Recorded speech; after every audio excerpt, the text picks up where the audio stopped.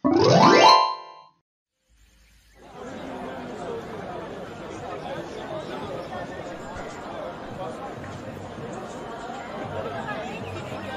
রে কানাই, আজ যে এত সকাল সকাল চলে এসেছিস? না এসে যে উপায় নেই দাদা, বাড়িতে বসে থাকলে যে সংসার চলবে না। ঘরে মেয়ে বউকে না খাইয়ে তো রাখতে পারি না। সে তো খুবই ভালো কথা। তা আমার বকেয়া টাকা কটা কবে দিচ্ছিস? আমার যে খুব খারাপ অবস্থা রে ব্যবসার। আর কয়েকটা দিন দাদা, সবগুলো টাকা একেবারে দিয়ে দেব। না না না, আর সময় টময় দিতে পারবো না ভাই। কাল আমার সব টাকা কটা দিয়ে যাবি। আর যদি দিতে না পারিস তাহলে কাল থেকে তোর পান নেওয়া বন্ধ। কাল কোথা থেকে পাবো দাদা? আমাকে আর 2 দিন সময় দেন দয়া করে। আরে এত দয়া আমার ভেতরে নেই রে কানাই, সেটা তো তুই খুব ভালো করেই জানিস। নে নে, আজকের পানে টাকাটা এখন দিতে হবে না। আজ সারা দিনে যা বিক্রি করবি কালকে এসে আমার সব টাকা বুঝিয়ে দিবি, কেমন?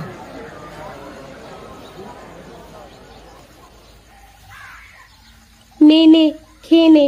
খেয়ে দিয়ে দূরে কোথাও যা, আমি আমার কাজগুলো সেরে নিই। খাবার দিতে একটু দেরি হলেই ক্যাজর বেজর শুরু করে দেয়। হাঁস মুরগি পালনও মস্ত বড় ঝামেলা।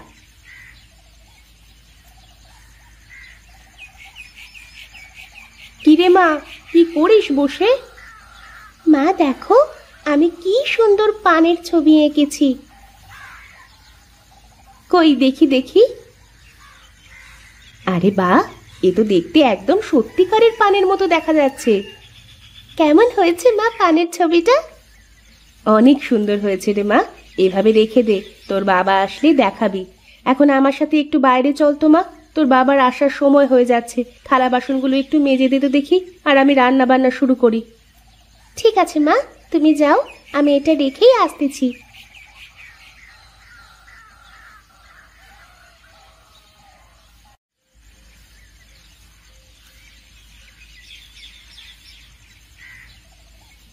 একটু তাড়াতাড়ি হাত চালা মা, তোর বাবা কিন্তু এক্ষুনি চলে আসবে। এসেই তো আবার তাড়াহুড়ো শুরু করে দেবে। এই তো মা, এক্ষুনি নিয়ে আসছি। মেয়েটা একটু কথা শোনে বলে বাঁচি। একলা মানুষ, এত কাজ একা হাতে করা সম্ভব নাকি?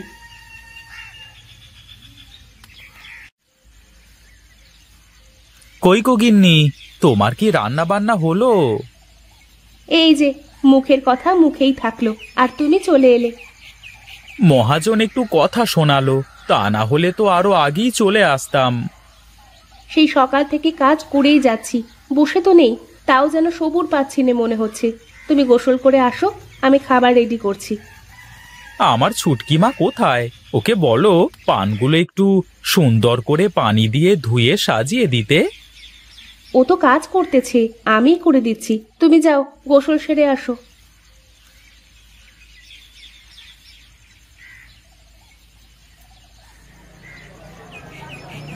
এ হলো ঝিনাইদহের পান দাদা, শোনেননি? পান আর ধান ঝিনাইদহের প্রাণ। আমার এই পান একবার খেলে আবার আমাকে খুঁজে বেড়াতে হবে দাদা। আরে এটা আমার মুখের কথা না, একবার খেলেই বুঝতে পারবেন। আসুন আসুন।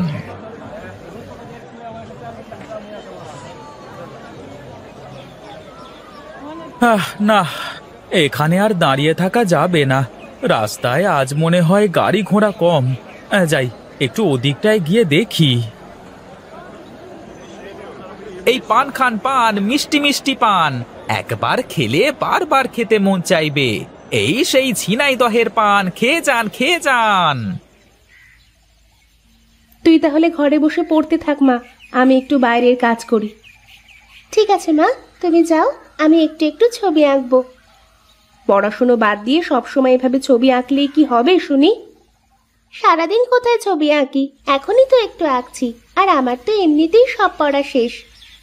যা ভালো মনে হয় করো, না পড়লে তোমারই ক্ষতি।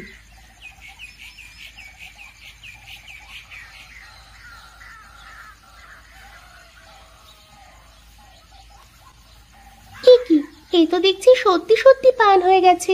এটা কিভাবে হলো? আমার নিজের চোখকেই বিশ্বাস হচ্ছে না। এ তো সত্যি সত্যি পান। তাই যদি হয় তাহলে একটু পরীক্ষা করে দেখি তো।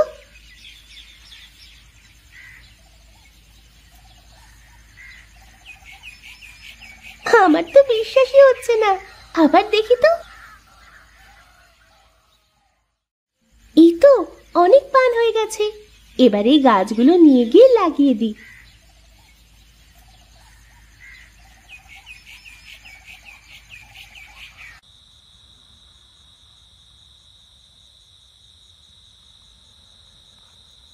আজকে সব পান বিক্রি করেও মহাজনের সব টাকা শোধ দিতে পারিনি গিন্নি। কাল থেকে তাই আমাকে আর পান দেবে না। তাহলে এখন কি হবে? আমাদের সংসার কিভাবে চলবে? তোমাদের কোনো চিন্তা করতে হবে না মা, এই নাও পান। হ্যাঁ, এত পান তুই কোথায় পেলি রে মা? কে দিল তোকে এত পান? বাবা, এখন থেকে তোমাকে আর মহাজনের থেকে পান নিতে হবে না। এগুলো কাল বিক্রি করে মহাজনের সব টাকা শোধ করে দিয়ে আসবে। বুঝলে গিন্নি, সবই তার দয়া। আমাদের উপকার করবার জন্য মা ছুটকির হাত দিয়ে এই পান পাঠিয়ে দিয়েছেন। কিন্তু এই পানগুলো কোথায় পেলো তা তো শুনতে হবে। এখন রাখো, কাল সকালে উঠেই সব শুনে নেওয়া যাবে। একটু শান্তিতে ঘুমাতে দাও এখন।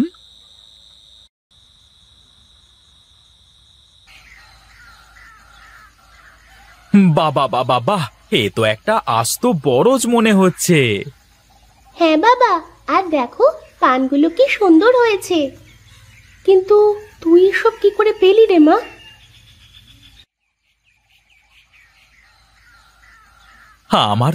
আমার তো বিশ্বাসই হচ্ছে না রে মা।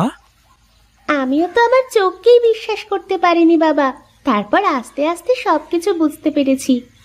শোন মা, এই কথা যেন আমরা ছাড়া বাইরের আর কেউ জানতে না পারে। হ্যাঁ রে মা, এই কথাটা কাউকেই জানতে দেওয়া যাবে না। ঠিক আছে বাবা, কেউ জানতে পারবে না। এখন তাহলে আমি যাই, পানগুলো বিক্রি করে মহাজনের টাকাগুলো পরিশোধ করে দিয়ে আসি।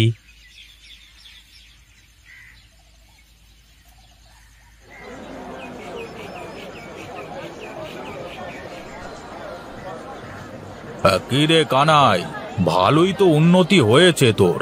বেশ কদিন ধরে যাস না দেখে ভাবলাম কি করছিস একটু দেখি আসি। ওভাবে আর কতদিন ঘুরে ঘুরে পান বিক্রি করব দাদা? সংসার আছে, একটা কিছু তো করতে হবে, তাই শুরু করলাম আর কি। বেশ বেশ, ভালোই করেছিস। তা পান কোথা থেকে নিস? কোথা থেকে আর নেব দাদা? আমি নিজেই একটা বরজ দিয়েছি, তাতেই চলে যায়। তাহলে তো আরো ভালো। তা যদি বাইরে পান বিক্রি করিস তাহলে আমাকে পাইকারি কিছু পান দিয়ে যাস, কেমন? ঠিক আছে দাদা, যদি তেমন হয় বলবো।